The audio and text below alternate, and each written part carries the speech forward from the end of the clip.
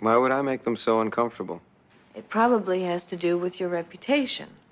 They feel your methods, your theories are... Spooky?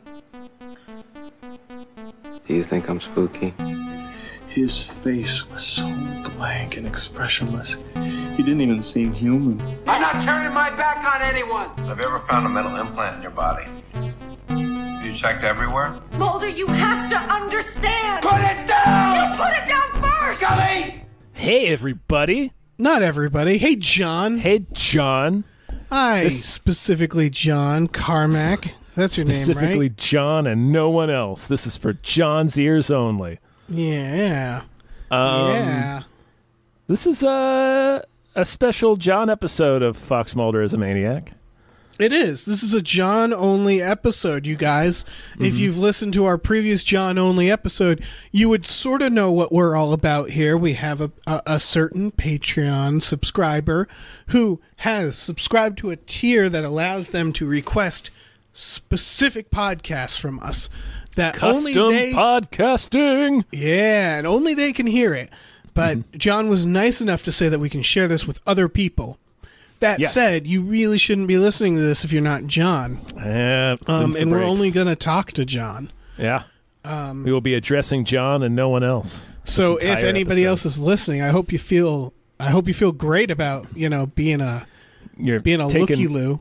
You're taking content out of John's pockets. You're stealing his podcasts. Yeah. You're a little voyeur. You naughty voyeur. Yeah, you thief. Yeah. You thief. Yeah. So, John, here's what you asked us to do. You asked us to put out a special episode of Fox Mulder is a Maniac, our new show, and to cover, it is season 8, episode 10 of The Simpsons. Yes. This is the episode, The Springfield Files. This is the crossover episode of The Simpsons and the X-Files with Mulder and Scully, voiced by David Duchovny and Gillian Anderson. Yep. They come to Springfield to investigate Homer seeing an alien. Yeah. Yes, he it's narrated by Leonard Nimoy. Yeah, doing a spoof of In Search of, I believe. Yeah, one of those shows they used to Yeah, Mulder air. gets really smashed at Moe's Tavern. And he Homer has to walk. Yeah. Who did I say? You said Mulder. Homer. And he has to walk home and he encounters an alien. And he tells everybody no one believes him. And then Mulder and Scully show up to investigate. Yes. They find very little. And Bart's the only person. And then they leave. And then Bart's the only person who believes him. And then it turns out to be Mr. Burns, who's undergone a special procedure to keep him alive. Yeah. That makes him weird. And he glows because he works at a nuclear power plant. He's worked in the power plant for 90 years, however long it is. Yeah. This is a challenge because Mulder and Scully only show up for about 8 minutes, I want to say. Yeah, they're not in of this episode. Long. This is a, 22-minute long? It's 22 minutes. I think they're only in Act 2. Yeah. That sounds right. They're very briefly at the end holding hands and singing with Chewbacca. This is true. Yes. Yeah, so we're up to the challenge of can we, I don't know, dissect this the same way we would any other Agent Mulder thing. I think we're going to I think we're going to talk about other aspects of this episode too. This isn't going to be a normal episode because if we treated it like a normal episode and just did our 6 sections, I think it would be too short. Now, Tom, you told me something interesting before we started. For me, this was a big deal, this episode. When it came out, I was so excited. I couldn't fucking believe it was happening because I was a big X-Files fan. Yeah. And I, like everybody our age, I loved The Simpsons. So I was like, oh my fucking God. You told me that you haven't seen this episode until today. Nope. Never seen this episode before. What did you think? It was pretty funny. Yeah. It's got some real solid jokes in it.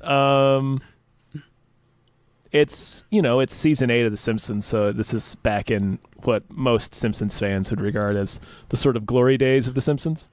Yeah, it was starting to wane. I read a review that was pointing out that there's a few like random jokes that don't fit in, like the Budweiser gag. But then there's other gags that still fit. Moe's arc. Where he has a whale. He has a killer whale in the Get him back to SeaWorld. Yeah, when they're pushing him away at the end, it's like, who knew whales could be so heavy? They're just... that's such a solid joke. Mulder and Scully show up at the bar and he thinks they're there to take his whale. Yeah. Because he's smuggling whales. Because why not? Why wouldn't Moe be smuggling whales?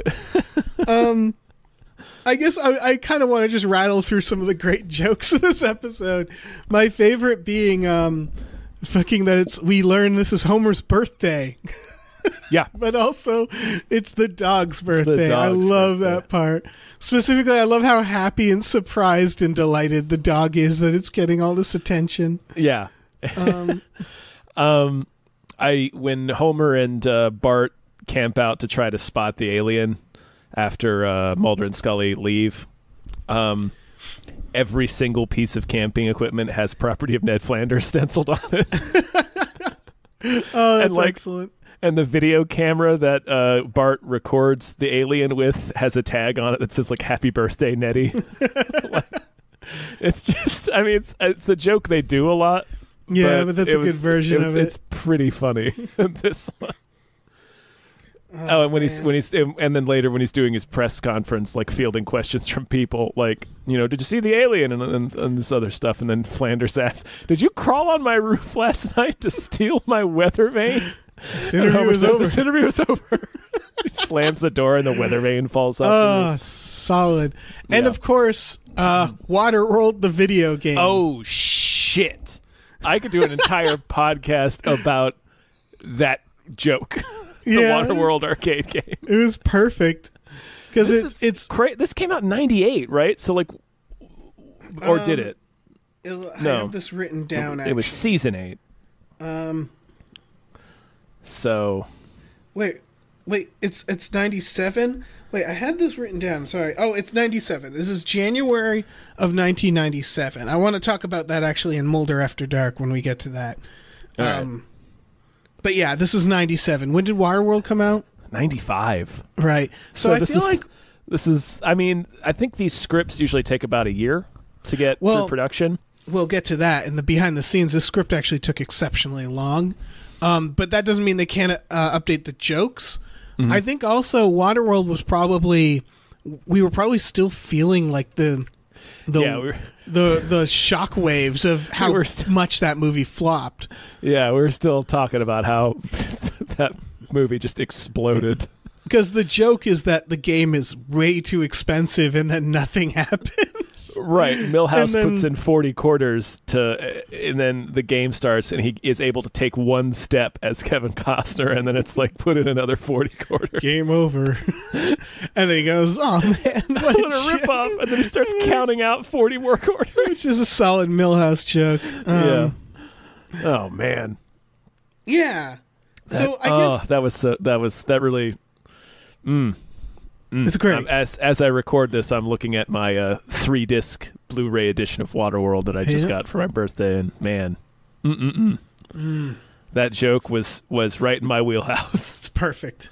It's the Chef Kissy face. So yeah, we sort of explained what the X-File is already. Yeah. So we can probably move directly into World's Luckiest Detective. Right, and this episode, it's in parroting the X-Files actually covers a lot of the points that we tend to bring up.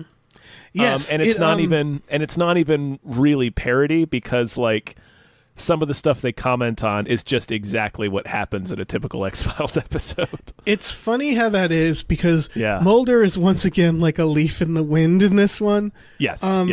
He gets the case from a random newspaper. Which he does. Once again, he scopes out local news. Yeah, he does this. Yeah, for any assholes seen aliens. Then he just sort of he follows Homer to the bar to get him drunk, and just sort of like, it's that again where they're just sort of wandering around, like trying to figure it out, and they go to the scene of the crime. Yeah. And nothing happens. They find Grandpa, and then basically it all falls into place for Mulder. Like they sort of leave, right? They leave because it's like, this is a waste of time. Yeah, and then Lisa figures it out. Yeah, and then they sort of slip back in when they're all singing. Yeah, so they're like, "Yeah, we did it," which. Yeah, it's very Agent Mulder. It's kind of on the nose there. Yeah, that's very much in our recent episodes, like Shadows. That's like pretty similar to what he does in Shadows, where he doesn't do anything. He just is there. We might Shadows, John. I don't know if Shadows is out yet. Oh yeah, that's true. Shadows when this comes out, yet. We're probably going to do this one recently, but yes, just like in Shadows, which either is out or will be out soon. It's a lot of this is like parody on the verge of just being like, oh yeah, that's sort of like Mulder. It's just what happens in any given X-Files episode. And this is this must happen a lot. Like in between the lines, like the cases that they go on that don't become episodes, there's probably a lot of them like this. Where he drags Scully out to Middle America for an alien sighting, and it's just bullshit.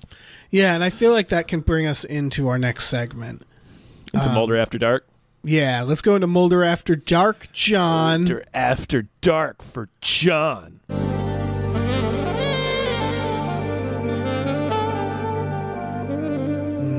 Really John, digging that sax, John. That was just for you, John. Mm-hmm. Just for John. It's all for you, John. Solid. Yeah. Solid omen pull. Yeah, this episode, I wrote it down, represents kind of, I think this happens all the time. Because one of the things people always joke about is, how is Scully so skeptical all the time when Mulder's right? And the obvious answer is, the show is only showing us the times he's right. Right. And for every time we see him right, there's like 6 times that he goes to a small town, talks to a drunk guy, and almost shoots an old man. Like that, this really sums up. Yeah, like if you think about it, a season of the X-Files is like 22 episodes, 22 episodes. So that means Mulder is right about 20 times a year. Right. So he's wrong most of the time. Yeah. We're just not seeing it. And so most of the time he's going out to get a guy drunk in Middle America to tell him about an alien he saw, and it's just bullshit. That's why a waste of time and resources. That's why Scully and Skinner, they were so incredulous and annoyed, because it's not just how often wrong he is, but even if he gets it right, there's mountains of lawsuits and like paperwork that he's not doing. Oh yeah, for sure. So it's that where it's like, even if he gets it right, it's still a pain in the ass. So he's just a pain in the ass, and for some reason will not get fired. I want to point out that this episode, so we've actually kind of skipped ahead. We've been doing the show Fox Mulder's Maniac chronologically, and John, since you requested this, we're way far ahead now. We're still in like 93. Right, and this takes place in 97. 97. So chronologically, this episode aired on January 12th, 1997, which is between 2 X-Files episodes that were happening at the same time. The first one's Paper Hearts, and then this happens, and then I think it's El Mundo Gira? Is that how you pronounce that? I think so. It's the Chupacabra episode, which is... We'll get to the Chupacabra episode. But Paper Hearts specifically is an extremely emotional episode for Mulder. It's directly related to his sister. It's really intense. I'm very excited to get to that episode because there's a lot of reasons Mulder should be fired in that episode. but that says a lot to me. That Mulder has gone through this really emotionally taxing thing, and then the next week he's in Springfield dealing with this. If we were to accept that this Simpsons episode is canon, sure, why wouldn't it be? Yeah, that's true. So yeah, it's Mulder's in a dark place. He is when this he needed episode. A break. Yeah. He has a Speedo pick in his bag, which is parody. I can't really tie that to Mulder. I mean, it's a great example. It's a great exaggeration of the weird porn hound that Mulder is. Well, and he wears the red Speedo in one episode. You're right. And then we see him in it in the season 10 episode, Mulder and Scully Meet the Were-Monster. Like he sleeps in that red Speedo. Oh yeah, you're right.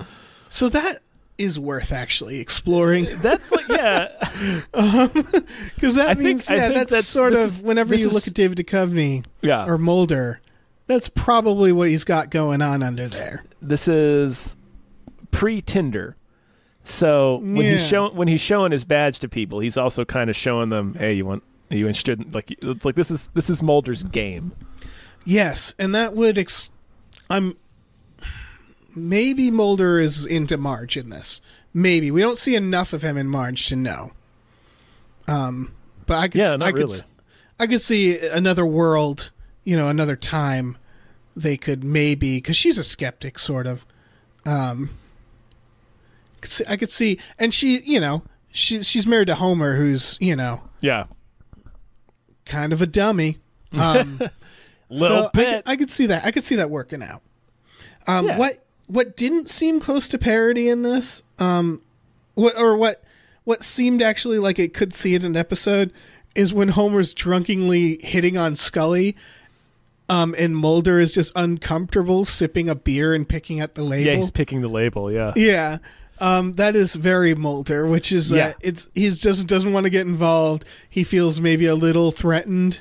Yeah. Yeah, I thought that was a great Mulder moment. Yeah, there. It's a solid gag. Solid Mulder gag. Solid Homer there too. What's the line? I say red M&Ms, blue M&Ms, they all end up the same color in the end. Yeah. Oh man. And then we get his monologue.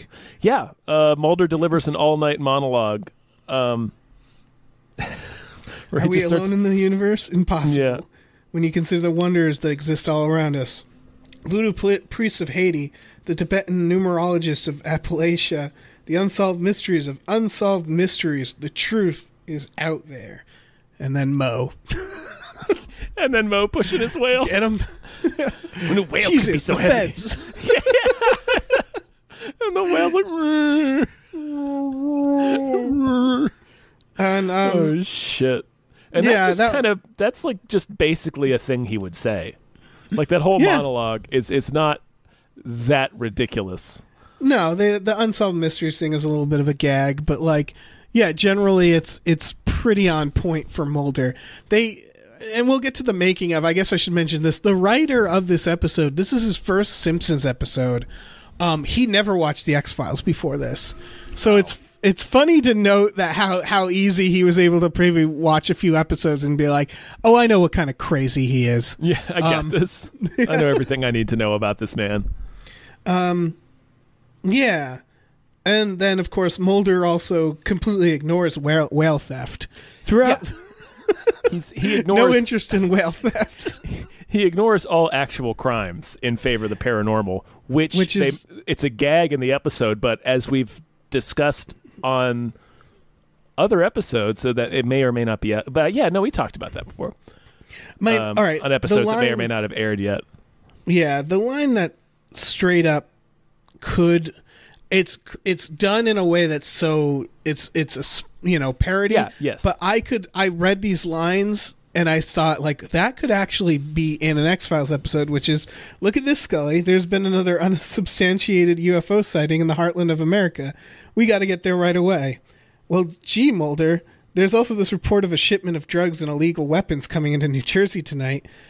I hardly think the FBI is concerned with matters like that. That would legitimately, if Mulder put stink on the last line, like sarcastic stink, that would legitimately be in an episode. Right. Like, this is just a microcosm of their interactions with each other. Yeah. Like this, a conversation similar to this has absolutely happened on the X-Files. Oh, yeah. And again, Mulder would recognize, like, yeah, I'm being sarcastic-ish, but I'm also pushing you out the door to go investigate this UFO. I'm also going to ignore the real crimes in favor of yes. Yeah. So I guess that's what I have for Mulder After Dark, John. Tom, do you have any more to add? No, not really. Just that pretty much what we've been talking about. Where this is an example of all the episodes between the episodes. Where Mulder is just spinning his wheels and squandering everybody's time and resources. Which is I don't know if they meant to do it. It's a great idea for the crossover. Yeah. It's like it's like the comic books, how they extend the plot. Like, this is a great extension of the canon, which is, showing one of the most anticlimactic moments in the series. That must happen. It's great. It's a solid idea. Yeah. I guess we should move on to fireable offenses. So mostly Scully. Yeah, Scully straight up almost shoots Grandpa. She does. She also makes Homer exercise for no reason. Yes. She which is technically fireable. It's the best line of it, which is, yes, it's like a lava lamp. So good. His fat is hypnotic. Yeah. His jiggling is almost hypnotic. That's right. Right. That whole section is great. The lie detector test. It just explodes. Do you understand? Yes. Oh, it's solid. And she's testing his reflexes, and she hits him with the little hammer, and then it's like hours later before he reacts. They also let their witness get drunk at a bar. Yep. And follow him in the woods. And I was very surprised that when Grandpa shows up, Scully is the one who pulls out and cocks her gun, not Mulder. She's going to straight up blow Grandpa Simpson away. Yeah, she really is. That's it for fireable offenses. Pretty much. Yeah, there's not too much in this. I mean, beyond the fact that we're working Scully with almost 22 minutes. Shoots a guy, and then Mulder and Scully not only allow a man, they don't just allow their witness to get drunk. They take him to the bar and instruct him to do so. Yes, this is true. This is like, you have to recreate everything you did that night you saw the alien. Which, again, I don't know if we've gotten to the episodes yet, but there are episodes where victims and witnesses they go too far with them. Yes. Where they participate way too much in the investigative process. So again, this isn't actually that outlandish. No, this is a thing they've done before. Yeah. And this is one of the most famous episodes of the X-Files is like this, Clyde Bruckman's Final Repose. Oh yeah, they just bring him along, don't they? Bring him along. And if in that episode he got hammered, they probably would have said, "You need to get hammered." Yeah. If that was the only way that Clyde Bruckman could get psychic impulses, then Mulder would definitely be like, "Here, drink this handle of whiskey." Yeah. Oh yeah. Yeah, for sure. So this wasn't that far off at all. No, like I said, this it comes off as parody, but it's really just saying things that Mulder does. Yeah. These are all things he does in the actual show. And I don't know how much they intended it to be that. I think a lot of this was just like the writers just aren't trying to push along the plot. Yeah, but it works. It works. Yeah. Okay, let's move on to Name the Enabler. Who is the enabler in this episode? I mean, when it comes to normally this is about enabling Mulder. Yeah. But in this, Homer is sort of the Mulder of it. in a lot of ways, Right. which is why I think Bart is the enabler, because Bart's the only one who believes Homer. Yeah. And they go out to try to catch the alien on video. Yeah. That's really it. Yeah, Mulder himself. Yeah, he is enabling as well. Yeah, he shows up and gives a legitimacy to Homer's story. True. Yeah, I feel like a real FBI agent, they would have figured out that it was Mr. Burns, right? They could have looked into it. All right, that's I know this is because it was for time, but that's the least. All right, I figured out the least realistic part of this episode, which is that Mulder goes out to the woods with Homer once, doesn't find an alien, and gives up. He would not give up. He would keep going. He would sleep in trash and get arrested for vagrancy. Yes. And because the episode wasn't long enough, it's that I will say this is, I think the least realistic moment is when Scully's like, I've seen enough here. Come on, Mulder, let's go. And he says, yeah, okay. And it's just like, no, he wouldn't do that. That's not Mulder. Mulder wouldn't give up that quickly.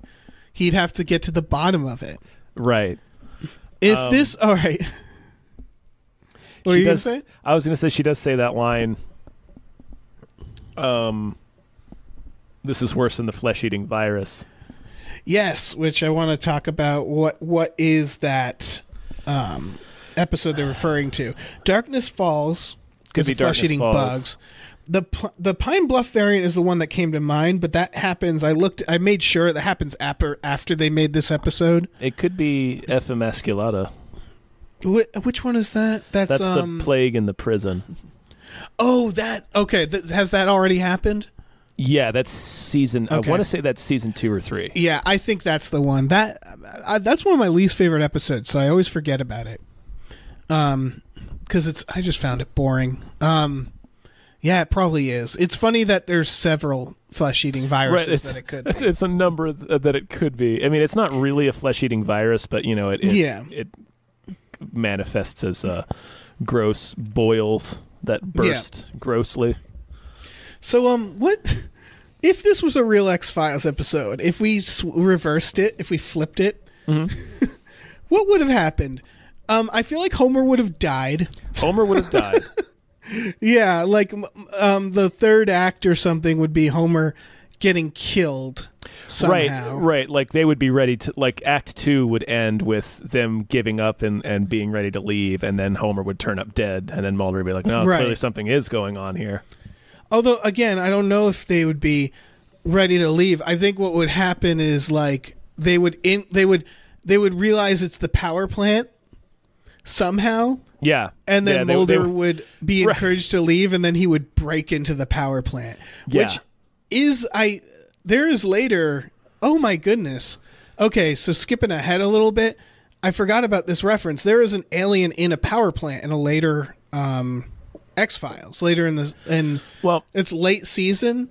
And the joke is the guy working at the power plant, they call him Homer. So it's a direct reference. That's funny. You wouldn't. It wouldn't even need to be an alien though. Like you could do. It's an old guy who's having secret procedures done to make him live superhuman. Forever. The twist would be that he's like 200 years old or something. Right. Yeah. It would which be is already kind of elements. a joke for Mr. Burns. Yeah. There's a few elements. There's Arcadia has the guy controlling the golem. Mm-hmm. Like that idea of like the old man with something sinister to hide. Yeah. And it would be, that's what it would be, is Mulder would meet Mr. Burns early on. Yeah. And he would suspect him, and then he would release the hounds on it would Mulder, be like, and Mulder would have to leave. He would connect those dots, like be like, oh, look, Homer worked at the power plant, and the sighting happened, less than a mile away from the power plant, so it's all connected to the power plant. And Scully would be like, you're crazy, Mulder. Yeah. He's a drunk. Yeah. Like he obviously just hallucinated something. Yeah. And this then would be a pretty sweet episode. Yeah, and then Mulder would be fucking right, of course. Yeah. Yeah, and then Homer would turn up dead. Yep. I think I'm trying to think of more insane things Mulder would do, more laws that he'd break. I guess just breaking into the power plant. He would definitely break into the power plant. He would destroy whatever is keeping Mr. Burns alive, and Mr. Burns would die, and he'd have no proof of any of this. At the end. They like Scully would be like, "Well, we haven't. The Mr. Burns seems to vanish completely off the earth. Who knows if he'll ever turn up?" All they found to corroborate your story was this fossilized skeleton. Yeah. So, like, which would, of course, be Mr. Burns' skeleton, but, right. Nobody would believe that. So the skeleton, this person died over 200 years ago, Yeah. Like, we should write this episode. We should, Spec, because there's going to be another season. We could make it a comic book. Yeah. We could, that would be fun. Novel. Like, yeah, do like a regular version. John, if you know anybody in the biz, in the comic book biz, we would like it would be all Mulder and not Mulder, Homer and Bart and Lisa and Marge, but they'd look like regular people. Ew. Oh man. Ew. No, but we wouldn't do the grotesque version. Like they'd just be, a balding man and his wife and his kid. Yeah. Yeah, and you could make it clearly The Simpsons, but maybe not even reveal that it's based off this episode. I don't know. I want to see an actual X-Files episode of this for sure. Yeah, definitely. I think we got something. We could do the gritty remake of this episode. Yeah, of the and Springfield make it as an Files. actual X-Files episode. So do we want to look into? I have a bit of behind the scenes stuff about this. Yeah, how this got made. Oh, do we want to rate? Do we want to rate his crazy like a foxness? Oh yeah, let's move on to crazy like a fox first. Yeah. I'd say this is deceptively high because it's an example, again, like we've been talking about, of Mulder completely wasting everyone's time. Yeah. Just. Do you think it's a 5? Do you think we're going to break 5 for this? I don't think we'll break 5. Okay. I'm not. I might say. This is a solid 4 because this episode is pretty representative, like we were talking about. This is the problem with Mulder.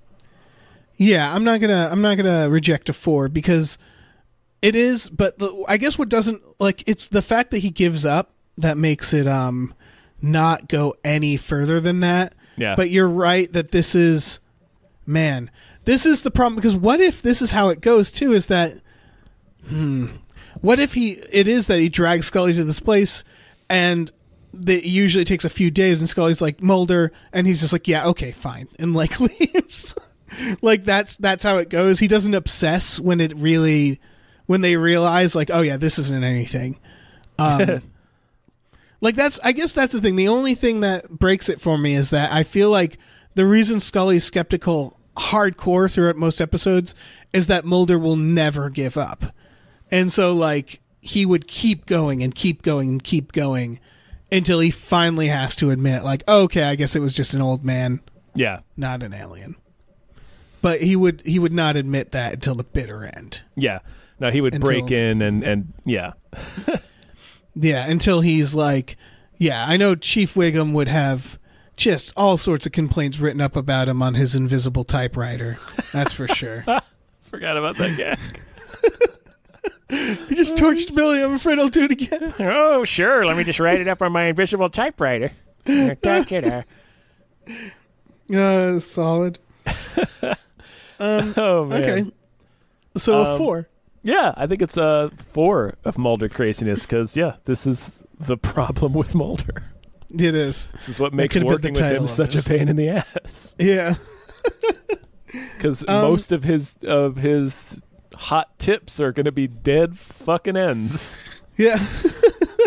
So I'm going to be drunk guys in the woods. Yeah. Yeah. When you think about it, that's literally what it is. It's a guy who was too drunk to drive home from the bar, so he walked home through the woods and says he saw an alien. Yeah. And Mulder would 100% investigate that. Yeah. Yeah. I feel like he's gone on less than that.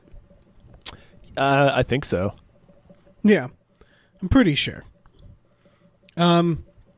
All right. Well, John, that's technically a full episode. Right, but we're on. But now we're going to do a little bonus stuff. Yeah. And we can. I mean, if we find more observations as we're going, I just wanted to because I found a fun. First of all, it was written by Reed Harrison.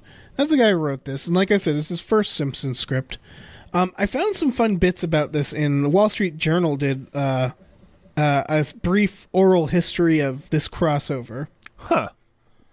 Yeah, and like some fun things. Al Jean, the executive producer, the way they came up with the premise, they have these writers' retreats, the Simpsons writers, where they go to a hotel and do room service, and they basically just pitch. They pitch to each other like a real pitch meeting. A lot of TV shows do this. Yeah, it's a cool idea, and they had a gong that they would hit, and whenever they'd approve. And according to this one, it was Al Jean walked into a bathroom and there was just a TV guide with the X-Files on the cover. And he thought, oh, we should do a crossover. That's the origin of this. It's just him walking in the crapper and being like, oh, yeah, X-Files. Yeah. They talk about how it was kind of a cult show still. So it was kind of a bold idea. And it also was sat on their shelf for 2 years, the idea, before they did anything with it. Oh, wow. So that's probably why. So 2 years. When was this? 97? 97. So like season 2 of X-Files is when they got this idea. That makes more sense if they're talking about it as being like a cult show. Because like I remember when this episode actually came out, it made total sense. It's like, oh yeah, the X-Files is one of the biggest shows on TV. So yeah. Like when this episode finally came out, like X-Files was huge. Yeah. But like season 2, it was still kind of. Yeah, the first draft of this was 87 pages, which I guess about 50 pages is what they said was okay. Yeah. So it was too long. Yeah, that's way too long. The writer was like, the writer thought he was going to get fired immediately. He was like, "This is my first shot." And I fucked it up. They said it was one of the worst table reads they did because they had no staff. And I imagine they didn't get Duchovny and Anderson. I'm sure not for a table read. Yeah. In fact, they recorded their audio in Vancouver when they were filming the show at the time. So they went to them and basically recorded their parts. A fun thing I saw from Al Jean said that Duchovny at the time said, "This is what I always wanted to do, comedy," which is, if you know anything about him and his performance as Mulder, it's like, yeah, we know, Duchovny. Yeah, we know you. Like you're a regular yuckster. Yeah. Well, I still remember he was on Letterman once and he told like a terrible funny story. That was clearly like he made it seem like it happened to him, but it was clearly like an old joke that he heard, and he like framed it as something that happened to him. And then him on SNL. Do you remember the story? Oh man, I had it recorded at one time because I used to record Letterman on VHS. It was. I'm gonna botch the bad joke, but it was about him asking for directions and some local yokel was like looking at the map and he kept saying, "Oh, looky here, it's on the map."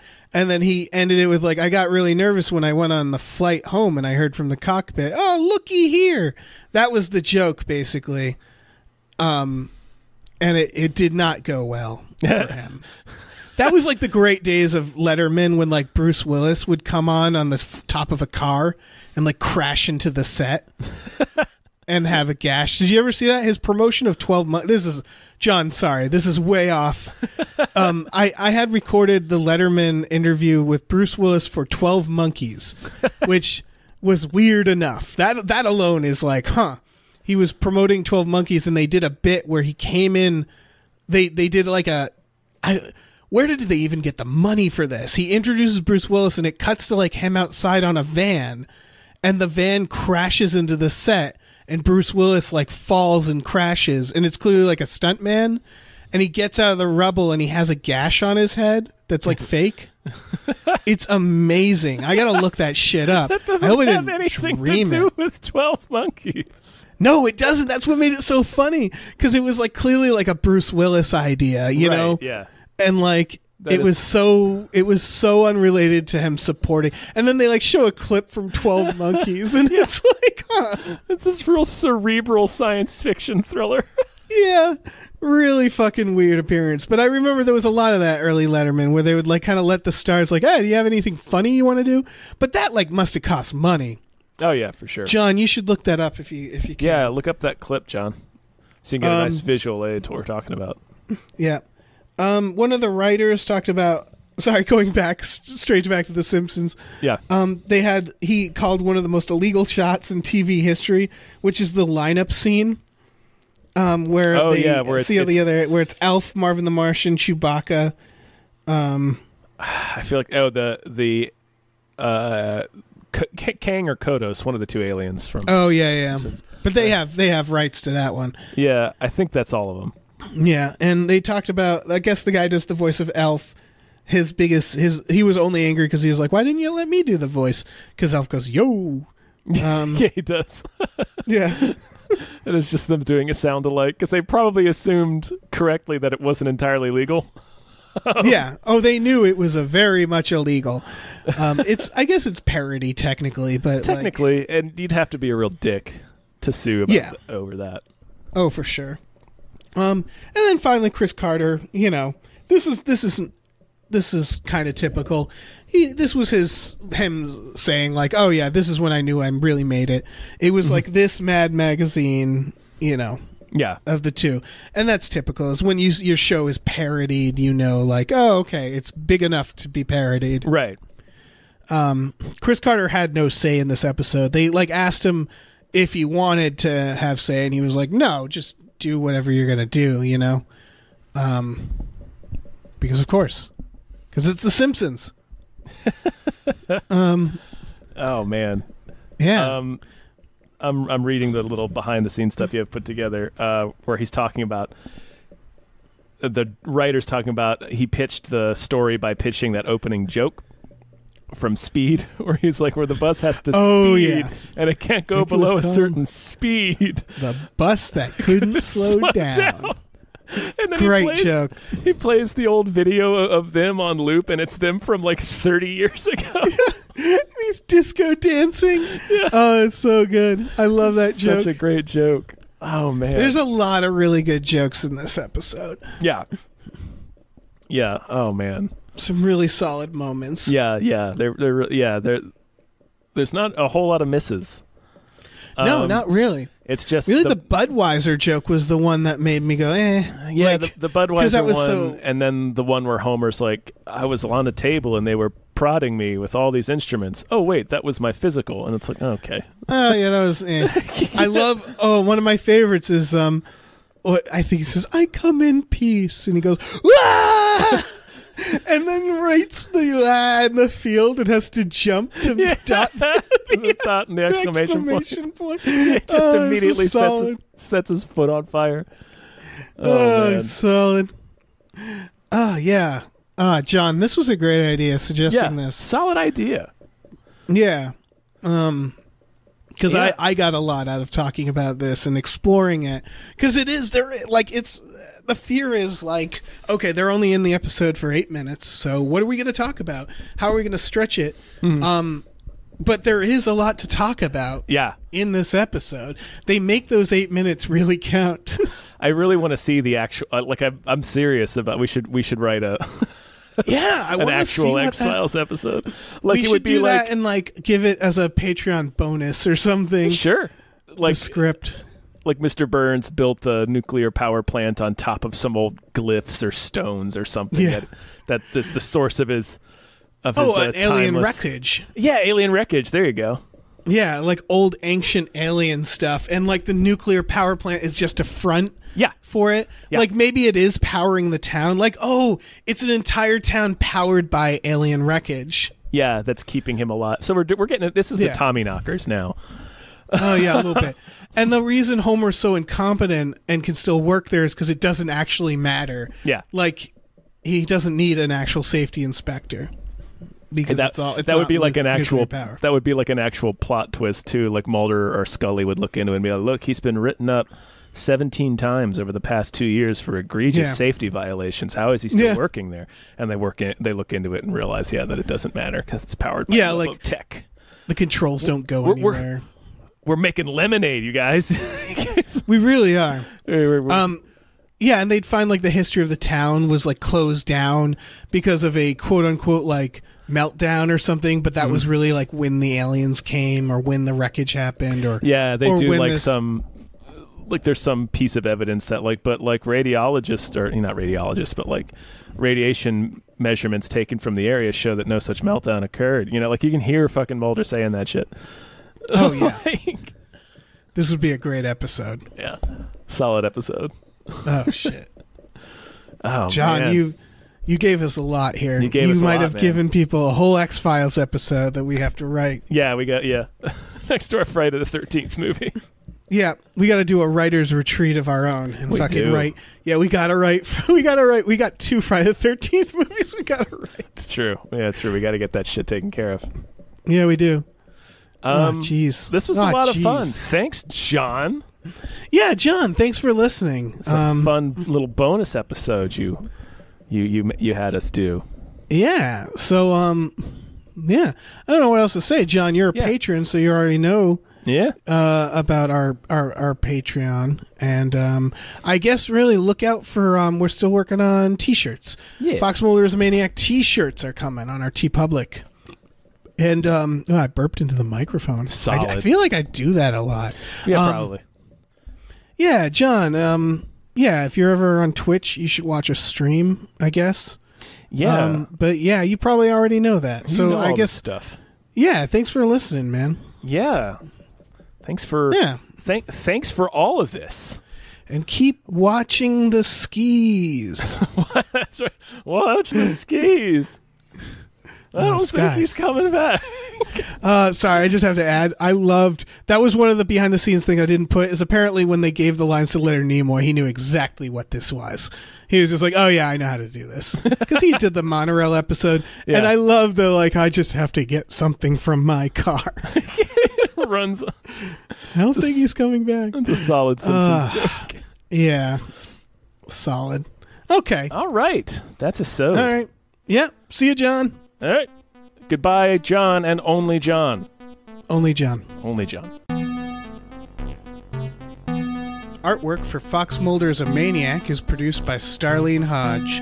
Follow her on Twitter at StarleneX. That's Starlene with an X. Or check out her delightful webcomic at rubywhipple.com.